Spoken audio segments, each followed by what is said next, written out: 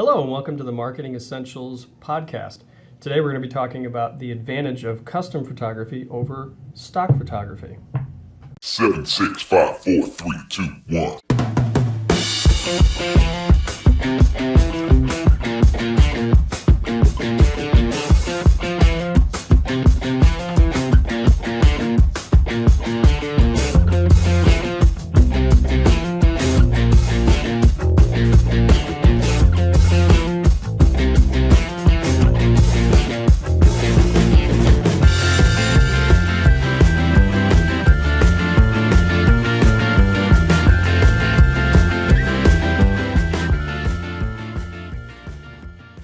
Hi, and welcome to the Marketing Essentials Team podcast. Today we're going to be talking about the advantage of custom photography over stock photography. My name is Bill Parmentier. I'm the photographer for the group. I'm Alicia Piazza, and I'm the social media marketer for the group. I'm Justin Kerr and I'm the graphic designer for the group. And together we make up the Marketing Essentials team. And we'll eventually get that one Did we word. sound excited enough for that? We sounded I like was- a mumbled group, but that sounded It was okay. better. Yeah, no, it was definitely better. We're going to get better every week, I Take think. 3,035. Yeah. You guys are great. You make it sound like we take that many. Huh? It's only We definitely need to sound peppier, but I'm not even going to go. I shouldn't really talk about peppy because I'm probably the most challenged in that regards. Hey, but you know what? We have fun, regardless of what happens. So anyway, stock versus custom photography. Mm-hmm. And obviously, we know how I feel about stock photography and the fact that I try to convince my clients at all costs to avoid it if possible. But there are points in time when it's either necessary out of a financial standpoint, Right. or for other reasons. So, Justin, what are you run into that from time to time as far as custom photography versus stock? What Right. are situations where stock photography is something you need to consider? Well, like you said, the biggest constraint is usually budget. Hiring a photographer for a half-day shoot or a full-day shoot versus buying a couple of stock photos, there's a big difference, Yeah. right, Yeah. in price. Where I have difficulty is making sure that when my clients do use stock photography, that we're using good quality stock photography and that it's appropriate for what we're doing. So there's a lot of places out there where you can get stock photography, but I'm pretty selective about where I go to source it from. And within the realm of stock photography, there's free, there's inexpensive, like royalty-free stock photography, and then there's rights managed. And the difference is free is obviously free. Quality's not always there, and the selection is not always there. Sure. Royalty-free is where you license the image, you buy it one time, and you own that image. You can use it pretty much anywhere you want, for the most part. Licensed, managed licenses means that you buy a license temporarily for that image to use it for a certain period of time in a certain place, whether on a website or in print, and then you have to renew that license if you want to continue using that image. And the advantage of rights managed images is that the selection is much, much greater. The quality is right at the top as far as stock photography, and oftentimes you can license images that contain celebrities or licensed products. So you're buying a license that covers that. I usually stay in the realm of royalty free because the quality is still up there, but you're buying the image once. You bring up a couple of great points. Most people don't realize when they're purchasing stock photography that they don't own full ownership of Right. the image. I've run into many people that have said, "Oh, well, I purchased this on X site, whatever it happens to be." Right. That's a legitimate site that they paid for that image, but they don't realize that they only paid for it for certain use. Mm-hmm. And like you said, they have to go back and ask after a certain amount of time, or pay to have it longer, or To use it renew for the license, yeah. Either renew the license or to use it for other things. Or even worse, they'll just go and do a Google search and they'll pull an image down from that and think that that's okay to use because, well, it was on Google, it must be free. No. I have run into so many people over the course of time that have told me, "Oh yeah, I just went onto Google and I did an image search, I found it, and I use that for my newsletter, or I use this." Right. And I say to them every time is, you may get away with it 10 times out of 20. or 10 times out But of. that one time Yeah. that you get caught, it could cost you a lot. I had an experience like that for a company that I used to work for. And now I did this inadvertently. But we had I had written a blog post, posted it. It contained images of some mock-ups that I had done for a client.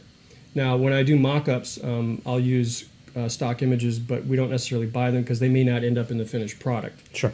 And that's perfectly fine. Absolutely, A lot yeah. of stock photography companies say that's fine. You can use our stuff to comp all day long, and it has watermarks on it and everything. Yeah.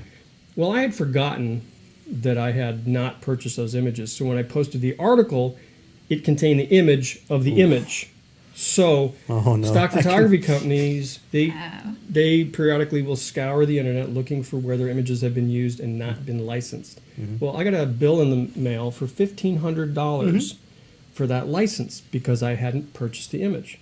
Now, I was able to, talk to the rep and get them to bring that bill down a little bit, but still cost the company a lot of money, right? Now, that was a mistake. I didn't intend to do that. But same difference. If you go on Google and you download an image, you may be using an image that a professional photographer has taken and they own the rights to that image, or you've just brought one down from a stock photography company and that has a license associated Correct. with it. And the other thing that people don't think about is they say, well, even if I get somebody to come back to me and say, you're using my photo illegally, what are they going to do?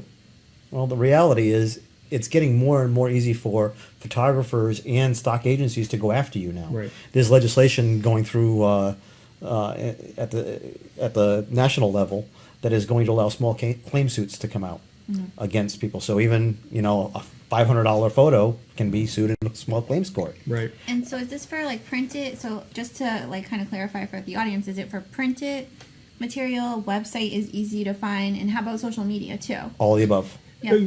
Obviously, it's easier to find online sources. So whether you're using it in your social media or on a website, it's easy to find those. Print, it would be a little tougher for someone to track that down. Okay. But anytime you're using an image, you should buy that image Yes. or buy the license to use that image, Right. just to cover all your bases, because nobody wants a letter from a lawyer or an invoice from a company. Right. Business owners have enough to worry about. Right. So Well, yeah. if you're working with a graphic designer, will they know? A professional, they'll know how to get the images the I'd right way. I'd love to say that's the truth, but the reality is I've run across graphic designers that think it's perfectly okay. Justin's not. Let me Not say this this. graphic Let me say this right up No, front. not Justin. Justin is not one of those guys that I'm talking about, but I have run into people Yeah. that just that think, hey, no big deal. Yeah, No harm, no foul. Yeah, there are designers out there that will say, no, it's perfectly fine. We'll just pull it down off Google, and it's not. And No. and any respected professional will tell you, look, if we use an image, even if an illustrations are licensed as well. Sure. Wow. And oftentimes even icons and symbols, where you have to purchase a license to use those. Sure. Now it may be a royalty free where you buy it one time and you own it, but still, But that's getting rarer and rarer nowadays. Is the royalty free stuff. yeah. I shouldn't say, at least in the photography end of it, a lot of photographers are very hesitant to give up full rights of their photo because they want to use it for their own promotional purposes. Right. Plus, they also want to resell it. Let's be honest. If I take a photo of something that's somewhat generic, and I can sell it to 5 people, I'm going to sell it to 5 as opposed to 2. Yeah. Now And that, you've actually sold some stock. yeah, I've sold stock photography, and I have one photo that my top seller is a very generic baseball player, looking on at another player getting ready to swing the bat. Mm-hmm. That's generic. I've sold it 4 or 5 times, and it worked well. But I still retain the image rights on that, so they can't use it for just anything they want. They're allowed for a specific reason to use it, and that's it. If they want anything beyond that, they have to come see me, Yeah. or they see the stock agency that I work Now, with. Alicia, in your experience working with clients for social media, how do you advise them in general on images, and specifically, say, for stock versus a custom image? So I guess it really depends on the industry and the needs. So obviously custom photography is usually best on social media. It gets better responses. I think, we were talking about budget being a big factor, but also with social media, timing can be a big factor. So say you have an event happening at your location and you want to get some pictures up on Facebook, you're probably not going to have time for a professional photographer to come in and, you know, take them, edit them, and get them on Facebook or Twitter in real time. So I think there's exceptions to having, you know, maybe more raw pictures that are technically custom, and then stock images. So a good example of stock is we're working with a cosmetic surgeon. They do laser hair removal. You're not going to get many clients that want to be photographed. No problem.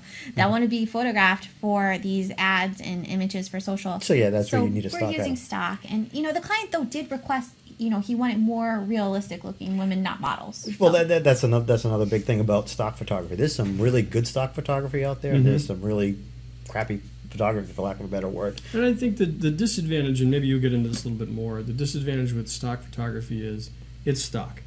It's a generic image that someone photographed, and it can be a really well photographed image. But the fact is It's that still stock. you have a very specific marketing focus for your company. And you're trying to take a generic image and sort of fit that into your marketing strategy. Where a custom image, you get to tailor fit that to your marketing message. You know, and you know that's one of the advantages is that you can really put a fine edge on your marketing with a custom image, whereas a stock one you can get close maybe. Yeah, I liken it to, you know, you've always heard the square peg into a round hole. I liken it to a round peg into a square hole. Is basically you can take a round peg and get it to fit, if the square is a little bit bigger, into that hole. It doesn't fill it properly. It's still not going to be that perfect photo for that client. But again, there's a whole myriad of issues as to why a person may say, no, I really want stock. Like you said, a person that's doing laser hair removal. Yeah, it's going to be real hard to get a client that wants to do that. Pose in a bikini. Or sometimes you just have, like Justin said, a client that it's not in their budget for custom photography. Right. Or the camera shot. The client doesn't want to be on camera, doesn't want to have a photo of them plastered all over the place. That's another real possibility. So then you'd have to kind of work around it and go the stock photography route.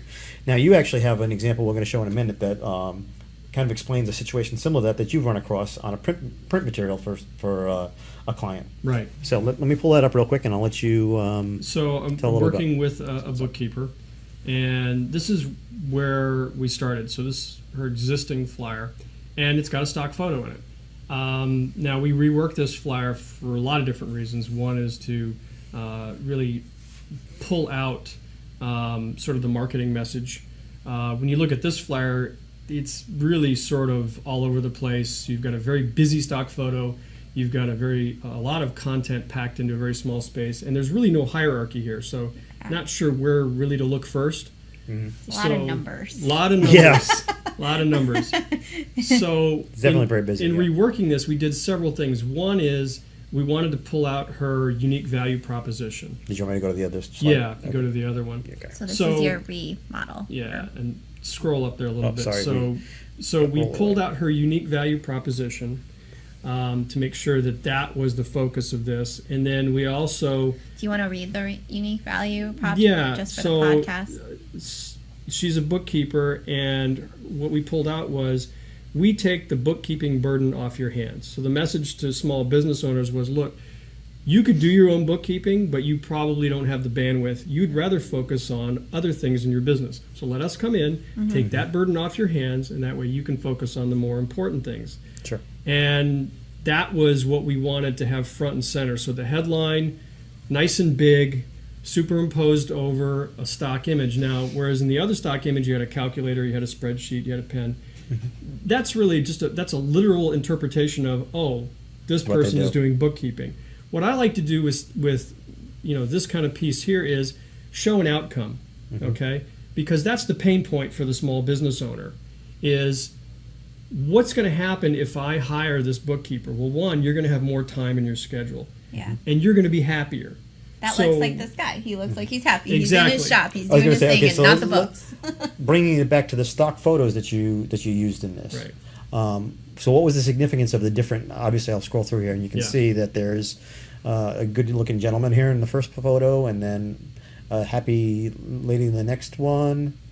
Is there another one Right. at that? And then you have a She's wearing construction like worker. an apron, and then Right. we have a construction. So what was did you explain for a minute just what your thought process was when you were using or choosing the stock images you used for this? Well, we knew that we wanted to show, one, happy, smiling business owners, Okay. small business owners.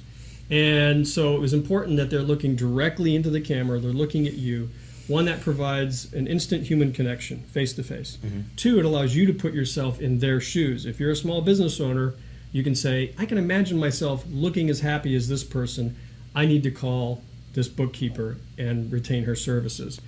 Now, the reason that we use 3 different images is because we were able to purchase these stock photos rather inexpensively. I said, you know, you've got a lot of different clients. Who would you say your top 3 clients are? And she said, well, retail, small restaurant owners, and construction. I said, well, then let's use those. Yeah. Let's have a construction worker, let's have a small business owner like a retail shop, and let's have what looks like could be like a restaurateur. And that way, when you send these out, you can target them. If you know you're going to talk to a construction or somebody in the trades, you leave them with that version of it. So we were able to inexpensively sort of cover a lot more bases with this than just one single image. And then that's the advantage of stock photography is we picked up these 3 stock photos for less than $100. Nice. Yeah, we And if we had to go out and do a shoot. Now, the advantage, if we had done custom photography, what I might have recommended is that we actually feature some of her clients. Sure. Yeah. And then you could tie it to local business. And you could, testimonials and with you it. could have You a could take a little testimonial quote there. underneath it, yeah. And that strengthens it even further. So she could have really taken this to the next level with custom photography and using that sort of testimonial angle to it. But her budget just didn't allow for it. So Sure. that could be something that we could do down the road. But at least this gets her further than where she was before because we're using that photo strategically and we're using it to reinforce the message. So the important thing here was we pulled out the unique value proposition, reinforced it with a really good quality image, and then we leveraged the fact that we could use 3 different ones to cover, you know, be a little bit more specific in targeting her audiences. Kind of like what you do, Alicia, with Facebook, Right. paid Facebook ads, where you can kind of target an audience. So could we use those images on social since she purchased them for her print? Absolutely. Yeah, so now you get multiple purposes for one purchase, and yes, you Right. can do that on social media. So if she wanted to kind of target with her paid advertising construction workers with a certain ad copy, now she can do that. Right. And another one And for that- Here's where websites. using custom photography would be even advantageous for her in social medias. If she was using local business owners with testimonials, that would be Yeah. really heighten the social Yeah. media value, right? Absolutely. I think so because when it's on a website or in a printed piece, you don't get as much like instant engagement. But when we post like real time, or I should say custom pictures of business owners, team members, they just don't have that stock kind of like, I guess, look to them. Right. Gives it a more personal feel to it. People start to engage with it more on Mo- social. Most people are gonna. I mean, even in the case where you used good quality stock photos like you did in that piece, Right. people still are gonna kind of have an understanding that that's a stock photo. Mm-hmm. It's not a bad thing. It's just people. We're trained to expect that. Right. You expect this polished photo, so to speak, when you start dealing with stock photos. Right. Whereas with custom photography, especially when you're dealing with taking photos of customers or clients, it's going to be a little less polished. The lighting's going to be a little different. It's in some cases it may be not as high a quality because it may be like I think there was a site that we in one of the previous podcasts, was it the Chobani site? I forget which one it was that had the customer photos at the bottom, actual client No, photos. that was I'm that was drawing a for blank. the doctor's website. The doctor's website. Okay. Right. So something like that, it's still custom photography, more or less, but it's not that polished custom photography. But in the context of that, I think that's perfectly Yeah, absolutely. acceptable because you Absolutely. want to see real people, yeah, it gives you that real element. and so you can And real people aren't perfect. no, Right. You can tell they're not models.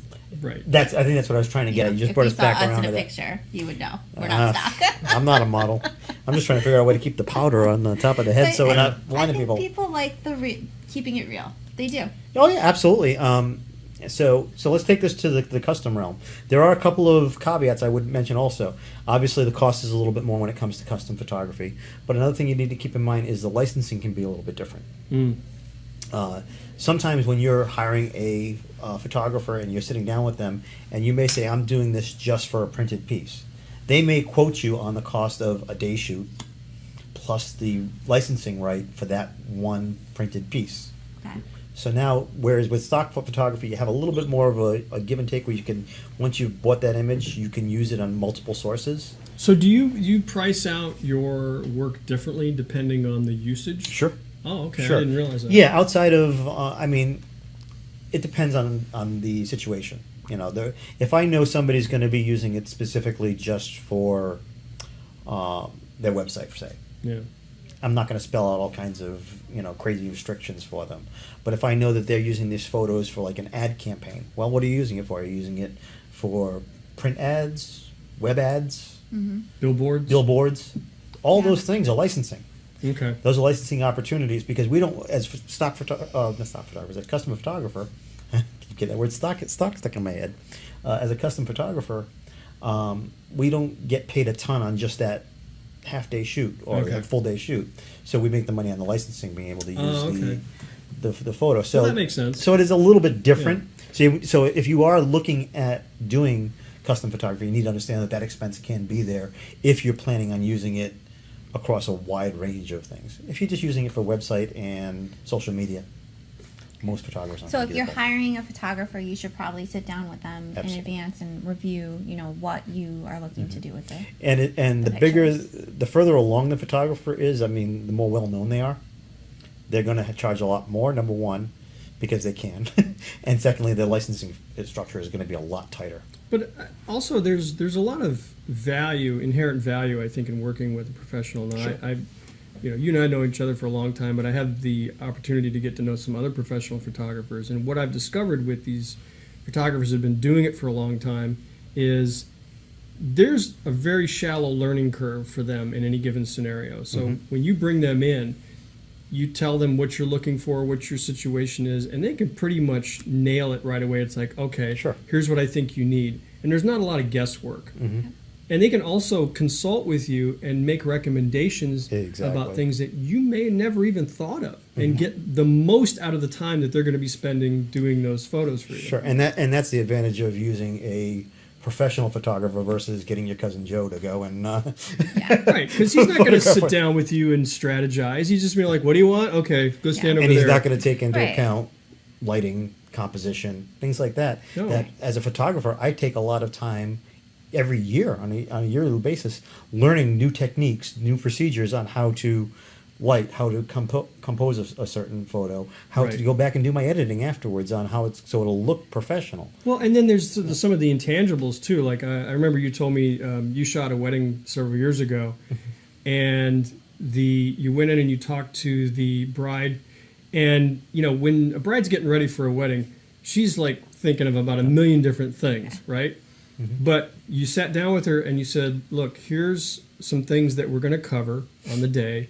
Sort of the traditional scenarios. But then you went even deeper and said, okay, what are some of the scenarios or photographs that you absolutely have to have? And you made her stop and think about, okay, this is a once in a lifetime deal here. Who are some of the people that I really need photographs of? And you were able to create some scenarios that if you'd just gone in there with sort of a standard list of like, all right, bride and groom, wedding party, blah, blah, blah, and didn't get some of those very special shots out of it by sitting down and strategizing with her, she wouldn't have those shots. And worse still, you have people that come in without any game plan. They come in as a photographer going, oh, it's a wedding. It's no big deal. I can go in and do that. That should be a red flag right off the bat for anybody Yeah. who's planning a wedding. Your photographer should know. And the interesting thing about a professional photographer is we wear many hats like most business people do. The day of a shoot, I'm the lighting guy. I'm the photographer. The prop guy. The prop guy. I'm also the guy, in your example of a wedding, I've been to enough weddings and shot enough weddings to know how the progression is. If things are going quickly or slowly, I'm more apt to be able to jump in when I need to, because I know, okay, well, this is when the cake should be cut, or this is when the bride's dance is going to happen with her father. Right. And that's stuff that experience tells you. It's not something you just learn Right. like that. It's Well, not by I- osmosis. You get it one day. I had the opportunity to go on a shoot with Bill when he was doing a video shoot for Yeah, with a kicker. A kicker, Yeah. yeah, a high school football kicker. Cool. And he was doing what do they call it? It was a recruitment video. Recruitment. I'll give you a quick, quick like for explanation. colleges? Yeah, what it Okay. was I had met his father at a networking event, and his father said, "Hey, do you do videos?" I said, "Yeah, I do some video." He said, "Well, my son is looking to get into college next year. It's his senior year, so it'll be the following year." He says, "What I need is a recruitment video because he's a kicker for his team currently, and I need a video that I can send off to other colleges so that they can send a scout out on his senior year to look at him." Okay, cool. So that was the scenario Right. that came through, And and then Bill asked me to come being assistant for that shoot. And what was interesting was, he set up the cameras and everything, and the kid's a good kicker. But because he knew the cameras were there and this was being recorded, he just started like freezing up. Yeah. And he was shanking him left, he was shanking him right. Oh boy, you want to And send that. so Bill was able to go over and say, "Look, just forget that I'm here and just take some deep breaths and just do what you do." And Bill was able to kind of get him to calm down a little bit to where he could actually get some decent video out of it. But it's like not every photographer is going to do that. Right. no, you know? you'd be a psychologist. And the interesting part was that client actually gave me a referral later on down the line and recommended me because of the fact that I took the time and helped his son to calm down a little bit, just to relax and say, "Hey, you know what? Yeah. Pretend like you said, pretend the camera's on." But I think that's the difference between a professional and Sure, it's an those amateur. those are the intangibles that most people don't think about when you say, "Oh well, it cost me 3 or 4 times as much to have a custom photograph done versus buying stock." Yeah. Well, now the other thing I want to bring up as far as custom photography is a little bit of what we talked about before. Is custom photography gets to really show your business or whatever it is, brand, your your brand, whatever. business. Well, yeah, because that's one of the things I take into account when I'm getting ready to do when I sit down with my potential client is, okay, well, what's the brand? Tell me about your brand. Tell me about what makes you tick as a company. Yeah. Right. Because I want that to show forth in any photograph that I take for them or any video I do for them. So the personality. So like a wedding, people have different personalities. A business has a personality. Absolutely, as well. yeah. I mean, I can go back to the wedding scenarios. I remember one client I had that did an outdoor wedding, and it was a very low key type of wedding. People wearing jeans and t-shirts. You photograph that very differently than you would a very formal wedding. So I was looking for the points where people were dancing and having fun and joking around with one another because it was very low key. And when you get to the more formal type of weddings, you want the formal dance and all the Right. There's probably a more specific shot list. With Yes, Yeah. yes. A formal. And the same thing happens when I'm dealing with a commercial client. We've talked about branding in previous podcasts and also in the webinar, but that branding, that special part of who they are, may be low key, maybe laid back, maybe more formal. Yeah. I'm going to shoot both those very differently.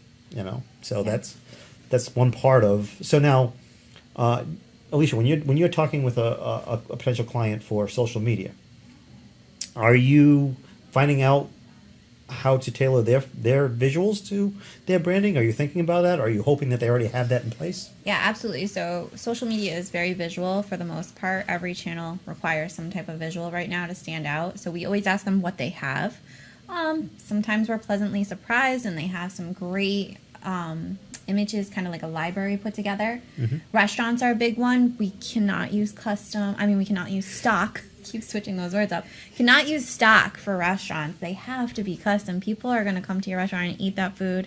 And then you're working with like companies that might seem a little dull, like so HVAC or restoration, and you really need some visuals to represent that company. So we're always asking, what do you have on hand? And if they don't have enough material for us to work with on an ongoing basis or just a library that we can kind of put together and grab from to post on social, we definitely recommend they get a professional photographer. Sure. A lot of times you get some pushback like, I'll just take some pictures with my iPhone, and you're like, it's probably not the best idea if you're using these pictures long term, if you're using paid ads. But how do you work with some of the companies that are a little bit, I guess, less visual, because you have products and you have food, but then you have like your service industry. So Well, again, Justin showed a good example of that with the bookkeeper. That's a service. There's not really anything tangible you can show as far as what they're doing. Right. I mean, I think that's what they were trying to get at with the original flyer with the calculator and kind of show that tangible part to it. Right. But I like what Justin did as far as putting a face to it. So when I'm dealing with a service that I'm taking specific type of service, I want to put a face to it. that's where it really lends itself to custom photography. If I can get the client to go that route, because in the case of like a restaurant, a mom and pop restaurant, I want to try to get photos of the owners because everybody Yeah. knows the owners because Yeah. they come in and they say, "Oh, hey, it's Joe that runs the the Absolutely. restaurant." I want to be able to know who's there when I walk in and know the food. Same thing. You can use stock images. There are some big chains that use stock images for their Really? food. Oh yeah, yeah. Oh, wow. There's stock images to the extent that they have an expert that comes in, and food photography is a whole genre in itself where they do things that would amaze you as far as to get things to look just right. Right. But so what ends up happening is that gets really expensive when you start doing the high-end food photography. So what ends up happening is people buy the stock photos that are close enough. Yeah. Again, that round peg into the square hole. Yeah. It's close enough; it'll do okay. But when you're dealing with some restaurants that are known for signature dishes, say a certain type of pizza or a certain meal that they offer, stock photography is not going to work for that. Right. It's Or just not even gonna just do the atmosphere, getting pictures of Oh, people yeah. love to see the atmosphere before they come to All it. this talk about food, now I'm hungry. I know. You're making me hungry. So now let's talk about images as far as standalone images. Things that, and what I say by standalone, I mean images that when you see them, they kind of convey the message right off the bat without you having to have a whole lot of Copy. explanation or copy Yeah, behind okay. them. Good point. Yeah. I've got a couple of examples I wanted to show just to kind of give you an idea. And this one I kind of thought was cool. Let me see if I can transition over. Give me 1 second here to pop this up here because for whatever reason my mouse is not working. This one is one that was done by Maglite, which I thought was really cool. They did this a few years back. It was a Halloween themed flashlight, and it was a take on what does every kid do in a dark room when you give them a flashlight? Right under the chin. Right under the chin, Yeah. and without too much explanation, you know he's got a flashlight under his chin. You know, Now this image does a lot of things. Honestly, it doesn't really feature the Maglite very much at all. No. Again, this is one of those outcome photos, but it's instant nostalgia because Yep. everybody remembers doing this as a kid. Yep, making you the know? spooky noises or faces and Right. and doing So it's great because it strikes an emotional chord with people, Sure. and people purchase based on emotion, not on logic. Absolutely. Yeah. So this is a prime example of going after that emotion. Yeah. So now you take this and you put this up against. Let me pull up the other one that I have here, which is an app. Can you tell I pull up Apple a lot? I don't know why it is, but Well, they just do great because they stuff. seem to do I great mean, things. Now here's a great ad campaign that they did for the Apple iWatch, and you notice. Did you see Apple anywhere on there? Right. No, but You you see know any their text? product. Yeah. Do you say anything? You I don't. mean, they spend a gazillion dollars on branding, so I mean they're an easy one to pick on. But yeah, it's a beautiful shot. Now, being a photographer, explain to me a little bit how would you set this shot up? Is this a ton of Photoshop work? Oh, yeah. Yeah. Yeah, this is a composite. I didn't actually see this being done, but my guess from looking at this, deconstructing this photo, would be there were at least 6 different images there. Okay. That were all so you've got the composited 5 together. watches. And then the background and the water. Sorry to say that water background was cut probably a fifth separate image, shot, a fifth. okay. Sixth image. Excuse me. So now I'm looking at this and I'm realizing, wait, they've got different size watches now. I thought the Apple Watch was all. No, one actually, size. they're actually in different millimeters. They go by millimeters, and you can get them in, I think, 42 and 38. So one is made for a smaller wrist, one is made for a larger wrist. Oh, okay. Now it's a little distorted in the way this picture is done. With the perspective. The perspective, so it's hard. So it looks like the ones on the far left are really small, but Oh. then if you were to actually put them side by side, they're not that much different. Oh, okay. It's So only- this is custom photography with Photoshopping. yes. Okay. That's another great. Obviously, with a product like this, you're not going to use stock photography because you actually have to show the product you're selling. Sure, Yeah. and that brings in another aspect of things that people don't think about. How to position your product and stuff. Well, not only that is they think about the product that they have, but they don't always think about, well, do I want it as a static object like you saw in those the photo of the iWatch, Or or maybe do I it's want it somebody wearing it, a Yeah, model wearing lifestyle it, shot. a lifestyle type shot? Which a photographer will come in and help Yeah. you decide what's Now- going to work best. Yes. Yeah. The one they're going to do that, and you may do both. You may find that you'll do that lifestyle shot for print ads, and maybe for web ads you're going to do the stock looking, Or you may use both. or vice versa. in the You use same both. ad. Sure, and one's going to cost more than the other because the work behind that shot of the watches you saw takes a lot more work to put together. There's a lot more Photoshop work that goes behind that. So that's going to cost you a little bit more. So that's another thing to keep in mind. Lifestyle shots Lifestyle shots are typically a little bit cheaper. Not always. If you're going to get a high-end model, you're going to pay for the model. But typically, if you're looking to try to keep things on the cheap a little bit, then you're probably going to want to look more towards the lifestyle type photography versus doing a true product photography. Right. But there's always some type of editing on the back end. It's never Oh, like absolutely. you just take the picture and give it to the client. I think I wish it clients- were that easy. I think that business owners or clients, they kind of forget that back end work. They just think it's you have the fancy equipment and you show up and you do the job and then the pictures are done. But it's not. You got to go home and spend so much time getting things to visual, I guess, standards, whatever. I'll give you a quick story on how to kind of parse that out. Now everybody has one of these, cell phones nowadays. Everybody carries them. Smartphone, yeah. Everybody's got I'm old man, call them cell phones. Smartphones. Everybody has a smartphone nowadays, so everybody thinks I'll just take a picture, no big deal. I liken it to making a cake. Okay, you can go out and buy that box mix cake. This is your box mix. Okay. You know. The smartphone's the box. The smartphone's the box mix of Would cake. that be Duncan Hines or Betty Yeah, Crocker? Duncan Hines, or- Betty no. Crocker, and you buy the little tub of. No. It's the tub of- store brand. Or The the store, one. you go to store brand, Okay. and then you get the little tub of frosting that I end up eating before you get it on the cake. That's the story. Sugar Anything rush. that is that stable for that long on a shelf should not be ingested. I'm sorry, but that's just not right. So, now granted, in the end, you're going to get a cake. Yeah. When you make it, you're going to get a cake. It's going to taste. Meh. It might Maybe be better okay. off eating the box. You might be it might taste like the box by the time it's done. Or you can take the time and get a cookbook and pull out all the ingredients, figure out how to make it. Hope that you're not somebody like me who doesn't do. Wait, a cookbook? Wouldn't you just Google it? Just Again, the old man again. I'm Wouldn't sorry. you look the recipe My up wife has on a- your smartphone? My wife has a cookbook that's about this thick in her My house. mom so passed the cookbook so- down to me. There's something nostalgic about it to have it. I like the pictures. Do in it, you but that's just me. actually use the recipes out of it? No. But so if I somebody use like, it to keep a door open. so somebody like me, it would be a very steep learning curve for me to go and find all the ingredients, learn how to mix them just right, Yeah. because everybody knows that baking is a very precise science. Oh yeah. Yeah. So if you don't get it just right, you're in trouble. Mm-hmm. So The old our gang cake. Yeah, yeah, yeah, Remember yeah, the one yeah, that was yeah, like, yeah, yeah. so you have that option. So the learning curve takes a lot longer. Mm-hmm. The equivalent of that in photography is going out and buying yourself a mid to high end DSLR, which is going to cost you a couple of grand, Right. and then buying the lighting, and then maybe taking a few classes online, Mm-hmm. trial and error, spending $8,000, $9,000, $10,000 to put all that together. Or you can hire somebody like me who's gone through all of that, Right. gotten the equipment, been able to do all that. Which would be the equivalent of going out to a really bakery. nice bakery like Sin Bakery in my neighborhood. Yes.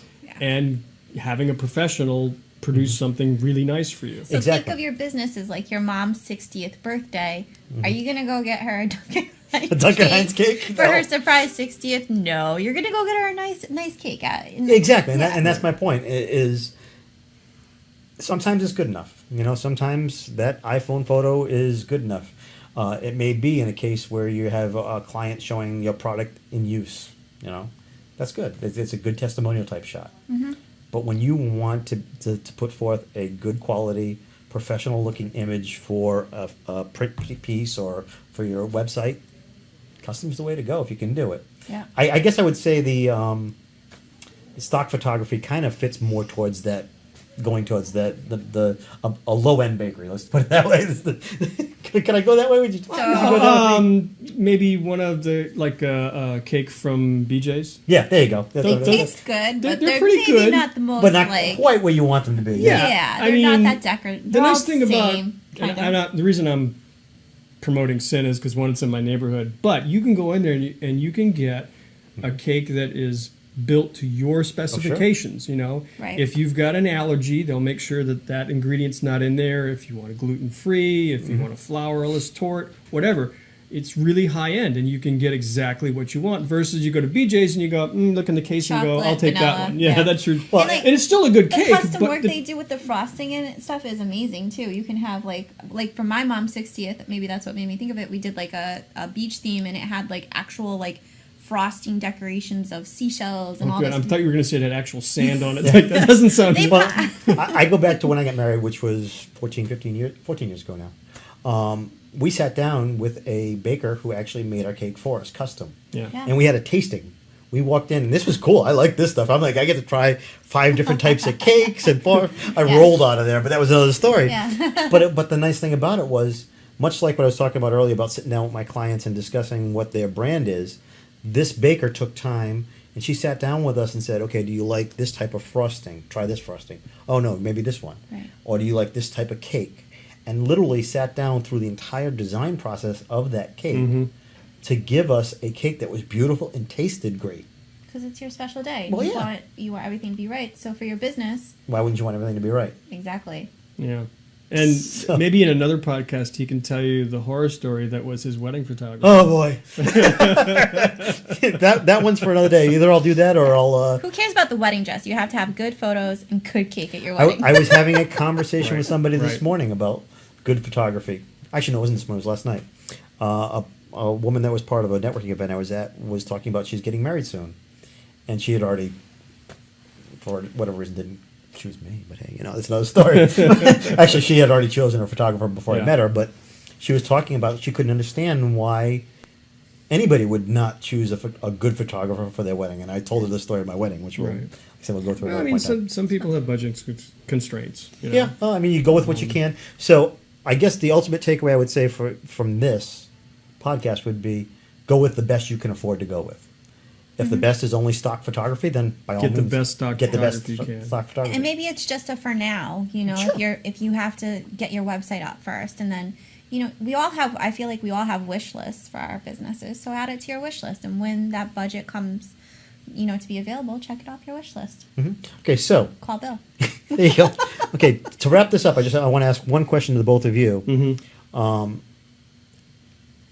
about custom and even stock photography. How much easier is it for you to do what you do when it comes to having that good quality piece of video or photography? Wanna take this first? Ladies first. Social media. Okay, so it's a constant struggle. When we don't have good visuals, we are put on the spot to come up with visuals, and stock just doesn't cut it sometimes. And then we have to make sure that, is it in the client's budget? Can they afford to be using this stock? Is it a good representation of their business? And so I don't pretend to be a branding expert. We want to know the client's brand, but we don't want to develop it for them. So when they don't have an arsenal of photography or images, and it can be a mix of some raw and it can be a mix of some professional, it should have some professional in it, it really puts us on the spot, and it makes it really hard to get a good social media presence rolling. Sure. So, yeah. Sure. I think for me, custom photography is always my first choice. One is because you can fit it to the brand. The second one is you can zero right in on the unique value proposition that you're trying to reinforce, and you Good can point. connect the right emotion to that. So you can, much like we were talking about with the cakes, you can really customize the imagery to your specific needs. Sure. And brand it and make sure that it's consistent with everything else that you're doing. There are budget constraints, and like Alicia said, okay, if you're just starting out, you're a startup, you've got a modest budget, you start with some stock photography, good quality stock photography, and you work with a professional who can choose the right images to support your message, your marketing message. And then, later down the line, when you have a little bigger marketing budget, you hire the professional photographer. Sure. So, I try to take it with a case-by-case basis with my clients, but I would say custom is always my first choice. Always, yeah. Cool. Yeah. So I think that's all we have for today as far as this subject. I'm sure we'll be revisiting it again in the future at some point in time. Well, do you want to throw out the challenge that we talked about? oh, you got, yeah. I actually Does it kind of have like to do that. with cake? No. No, it's not a that's- cake That's challenge. for another time. Oh. That's for another. That's. But no, Justin. Yeah, Justin, you approached me about this, and I thought it was a great idea. So, why don't you tell a little bit about what your thought process was behind this? So we were in preparing for this podcast, we were talking about, custom versus stock photography. And we thought, wouldn't it be cool if we threw a challenge out to the listeners and the viewers to say, if you think that there is a case where you can't use custom photography, or that, custom photography wouldn't enhance the situation, give us that scenario, give us that challenge. And we'll put it to Bill to say, Like it. I can come up with a solution for this using custom photography that's not going to cost you the moon, and see if we can answer that challenge. Because I think we talked a little bit about budget, Yep. right? We talked a little bit about certain scenarios where there was an advantage to one over the other. But I imagine that there's some people out there that are listening and watching thinking, oh, my situation's unique. There's no way that I could either afford custom photography or that it would work for me. So that's the challenge. Now, the only caveat I would throw in there on this thing is what Alicia spoke about earlier with his privacy concerns. When you're a doctor's office or something like that, we already understand that custom photography is But probably Bill a will little help bit. you come up with the ideas. There's ways to feature the office. Or Oh, the sure. team So or- yeah, you're right. Yeah. You're right. And that's Yeah, the there's- challenge. Yeah, Is this is true. You're right. I'm sorry. Okay, if we're just saying, so we're saying that it can be a mix of both. yeah. But okay, all right. Yeah. Just want to be sure we're clear. You're the So I- mastermind. You're going to take each situation as it is Oh, and that's find scary. a way. Mastermind. So, whatever industry, whatever business you're in. That's right. So put the challenge to Bill as our custom it. photography expert. Bring it on. And for God's sake. Alicia, you're probably going to throw something up on our Facebook page, right? Challenge challenge, Bill. yes. Hashtag challenge Bill. Hey, I like that. I like that. Yeah. Do people so- still use hashtags? Why not? I like to use them. But You know what? Until they go out of style completely, just keep using them. We're good. So I like to use them in everyday conversation, like hashtag. Hashtag. We should probably wrap this up. hashtag. You're right. So having said that, it's time for us to say so long, farewell. Are we saying goodbye? Thank you guys. Thank next you. time. See you next time.